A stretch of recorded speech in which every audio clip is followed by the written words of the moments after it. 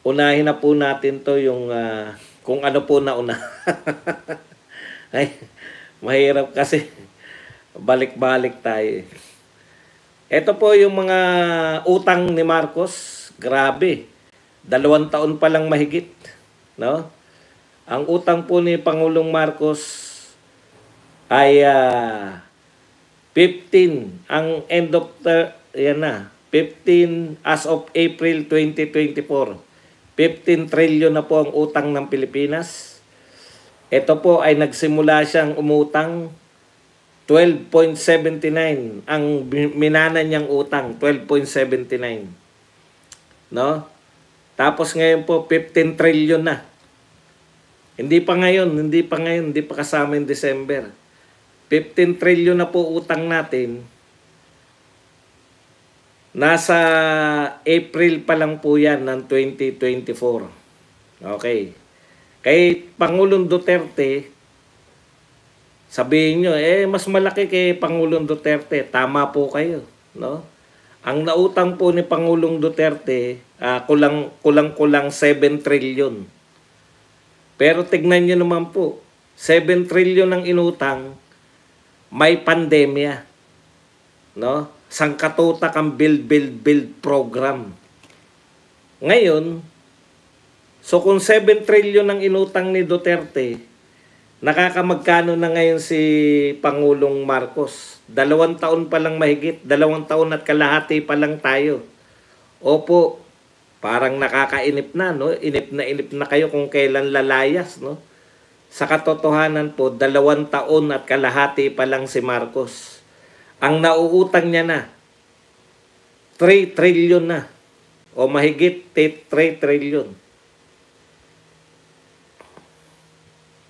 Mahigit kumulang 3 trillion na po. Okay. Ibig sabihin, walang pandemya, walang malalaking proyekto, sangkatutak ang utang. Yan po ang ibig sabihin yan. Ang proyekto natin, alam niyo po, kawawa talaga tayo. Wala pong tutunguhin yan. Yung build po, kusa po nagkikreate yan ng wealth eh. Kasi nagpapasweldo ka ng tao, regular yun. Ito pong mga ayuda, hindi po regular to. No? Bibigyan ka ngayon sa 1 taon na uli. Okay, Quadcom files 5 measures. Ito na po yung inabot. Sinara na po ngayon ng Quadcom, sarado na po. Yung kanilang investigasyon para na sa next year na uli. At least, yan. At least 5 key legislative measures were filed in the House of Representatives resulting from 13 hearings. Paano yung mga nakakulong? Nakakulong pa rin sila hanggang Pasko? Siya malulupit talaga itong mga to. Okay. Listing the following bills crafted. Yan. Meron po silang bill sa EJK as heinous crime. Gagawin pong heinous crime yung EJK. Meron pong ipagbabawal na yung POGO. Espionage Act Law of 2024. At ika-cancel po yung mga peking birth certificate. Parang kahit hindi naman kayo gumawa ng batas, ganyan na talaga yan, di ba? Okay, ang hinahanap ko po, ang sentro po ng inyong investigasyon dito po sa Quadcom, Duterte, mga krimen ng Duterte. Lahat po yan inuugnay nyo sa Duterte. Kaya nga ang konklusyon ni ako, di ba? Si Duterte ang nasa sentro ng kriminalidad sa Pilipinas. Si Duterte ang mukha ng illegal drug trade. Si Duterte ang mukha ng criminality. Ang tanong, bakit wala kayong rekomendasyon na sampahan ng kaso si Duterte kung siya pala yung sentro ng kriminalidad sa Pilipinas? Kasi kasama dapat yan, ire-recommenda nyo eh. O kaya ipapasa nyo, ire-recommenda nyo sa DOJ na actually meron na rekomendasyon yung DOJ. Meron na pong initial na investigation sa POGO. Ano po sabi? Walang ebidensya na mag-uugnay kay Pangulong Duterte sa Pogo. O, sa iba pang krimen, bakit ayaw niyo po? Ako nasasagot kasi hindi nila sasagutin yan eh. Una, pag nerekomenda na nila, nasasampahan ng kaso, titigilan na nila. Di ba? Eh balak nila hanggang 2028, siraan yung mga Duterte. Titigilan na nila kasi may rekomendasyon na eh. Pinakakasuhan na eh. Ikalawa, bakit hindi nila pinakakasuhan? Wala po silang ebidensya na mag-uugnay. Ano ba ebidensya nila? Hearsay lahat. No? Hindi nila nauunawaan yung nagbabatay sila sa pag-amin ni Pangulong Duterte. Pwede ba yun? Inamin ba ni Pangulong Duterte? Ano po ang malinaw na sinabi ni Pangulong Duterte? Inaamin niya yung responsibilidad niya na siya talaga yan. Siya yung nagpatupad ng war on drugs. Pero yung aaminin mo yung guilt, di ba? Dito po natin natutunan sa mga kahihiring na to, yung mantra na ang guilt is personal. Hindi po pwedeng lahat ng kamatayan na yan, hindi pwedeng akuin ni Pangulong Duterte dahil pagtatawanan kayo ng korte. Kahit papapirmahin nyo si Pangulong Duterte, inaako ko yan lahat. Guilt is personal. Wala rin silang maiugnay, no? Na krimen. Pogo, kinayaman ba ni Pangulong Duterte yan? Wala po silang maiugnay na, ayun nga, yung kaisa-isa, yung nanabik sila lahat. Sige, pipirma na ng waiver. Hindi nila alam, ano siya, bali? Bakit siya lang ang pipirma ng waiver? Bakit nung hinamon kayo? No? Bakit nung hinamon kayo ni Pangulong Duterte na lahat kayo pumirma ng waiver, wala naman pumirma ni isa. Walang nag-call. Wala ni isang congressman na nagsabi, okay po, Mr. President, bubuksan ko rin po yung aking bank account. Basta magbukas po kayo. No? Ito po kasi yung hindi kapanipaniwala sa sinasabi nila eh, na si Duterte ay magnanakaw. Asan yung nakaw? Nakita nyo ba kung gaano kasimple si Pangulong Duterte sa pamumuhay? Ang magnanakaw po, kaya nga po may lifestyle check eh. Di po ba? Yan yung mga una naming natututunan nung mga investigasyon sa nagdaang mga government official. I-lifestyle check nyo yung mga government official. Bakit po kinakailangan i-lifestyle check? Kasi baka yung lifestyle niya, hindi sapat yung sweldo niya para tostusan yung lifestyle. Marami pong mga taga-custom na nahuli dyan. Janitor lang, gwardiya lang, pero grabe po ang yaman. Si Pangulong Duterte, inaakusan nyo na magnanakaw, sentro ng krimen. Asan yung pera? Asan yung mga ninakaw niya? Nilihim niya, pati sa sarili niya, pinaglihiman niya.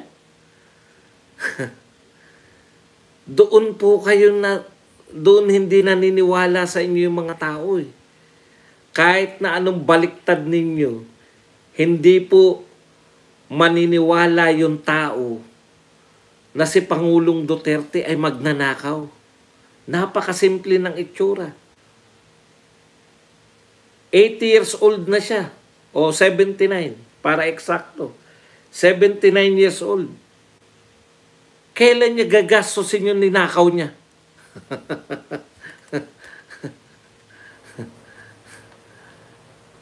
Pwede niyo pong pagbintangan si Tatay Digong ng kahit ano. Wag lang yung pagnanakaw. Wag lang yung pagpapayaman. Si Akok nga malupit, drug lord pa eh. No? Drug lord, lord of all drug lords pa eh. Puta, walang maniniwala sa inyo. Asan yung pera? Yun yung problema nyo eh.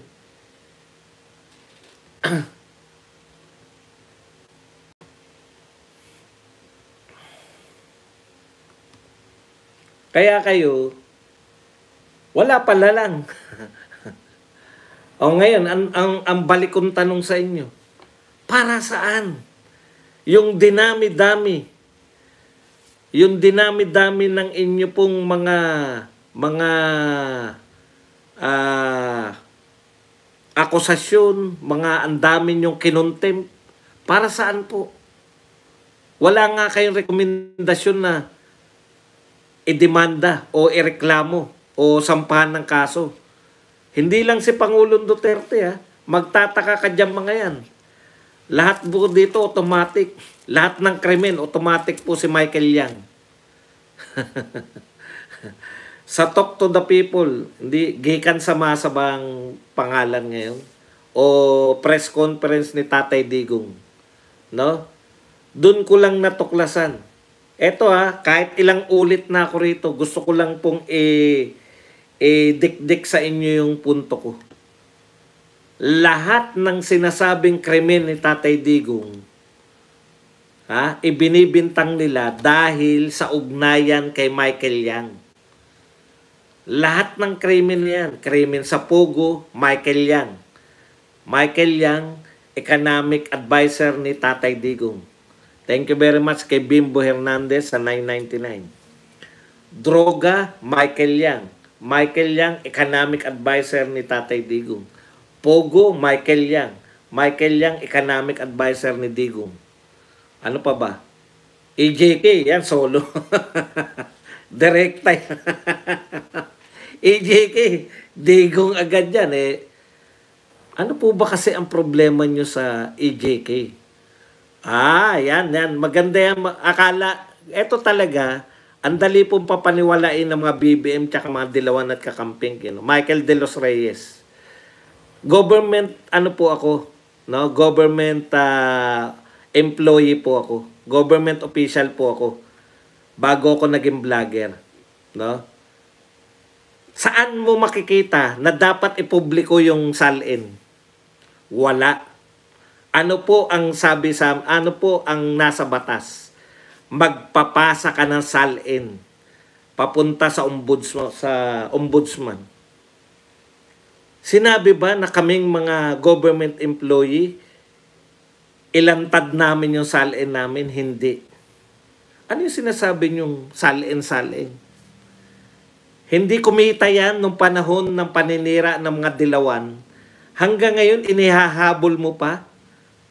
Ganyan po kaengot tong mga to. Wala pong paglabag sa kaso. Ang sinasabi sa amin, magpasa kayo ng salin. Pero, pag binuyang-yang ng mga taga-opisina yung salin ko, idedemanda ko yung taga-opisina. Di nyo ba naintindihan yung salin? Statement of assets, liabilities, etc. Pribado yan. Hindi mo pwedeng ipagkalat yan. Nakuha nyo? Sa kawalan na maibabato ka Tatay Digong. Para malaman sino ba yung tao na yun. Para malaman mo lang, Brad, kung bakit nagkaroon ng issue ng salin. Anong block na naman? Tanga, makinig ka. Anong block? Makinig ka kasi para hindi ka iengot-engot. Alam mo ba kung bakit sumulpot yan salin? Eto yan Wala silang maibato nung presidente si Tatay Digong na magnanakaw siya. Gusto nilang akusahan na magnanakaw. Wala silang makitang ninakaw.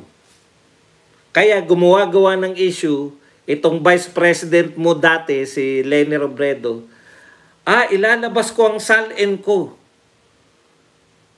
Nilabas niya yung salin niya. Si Digong hindi niya nilalabas yung salin niya. Bakit kaya? Baka may tinatago. Utot nyo. Ibig mo sabihin, pag naglabas ka ng brief, Michael, nilabas ko ang brief ko. Badong, ba't tayo mo ilabas ang brief mo? May tinatago ka, Badong. Ganun kayo kabobo. Ang dali nyong papaniwalain. May batas sa salin. Lahat ng government employee, bawal kang hindi magpasa ng salin. Ang tanong, nagpapasa ba ng salin si Digong? Nagpapasa taon-taon. Anong problema mo? Wala. Hindi niya nga alam kung bakit siya may problema. Ako pa nagpaliwanag eh. Walang ma-issue yung Vice President nyo. Kaya nilabas niya yung salin niya para sisingilin niya. Bakit hindi nyo nilalabas? Eh hindi kasi kami engot na katulad mo.